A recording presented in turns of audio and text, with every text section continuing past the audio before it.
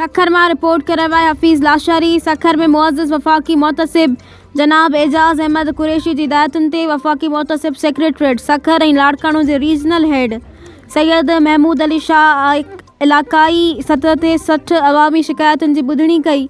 कुल केसनि मां 20 शिकायतूं सेप्को सां लाॻापियल हुयूं, जिन में सेप्को लाड़काणो ऐं लाड़काणो रूरल डिवीज़न जा एक्सन मौजूद हुआ ऐं कार्रवाई में हिस्सो वरितो। 24 केस SSP जी CL सां लाॻापियल हुआ, जंहिंमें ज़ोनल मैनेजर SSP जी CL लाड़काणो लाॻापियल SSP जी CL ऑफिसरनि सां गॾु ॿुधणी में शिरकत कई। बाक़ी केस पाकिस्तान बैतुल माल, पोस्टल लाइफ इंश्योरेंस PLI ऐं पाकिस्तान पोस्ट डिपार्टमेंट ऐं BISP सां लाॻापियल हुआ। ॿुधणी दौरान BISP BPM ऐं PLI जा असिस्टेंट डायरेक्टर गॾोगॾु पाकिस्तान पोस्ट जा डिप्टी सुपरीडेंट शामिल हुआ। सभई शिकायत कंदड़ फॉर्म जे साम्हूं पेश थिया ऐं उन्हनि जी शिकायतुनि खे सबर ऐं मुकमल तौर ते ॿुधो वियो।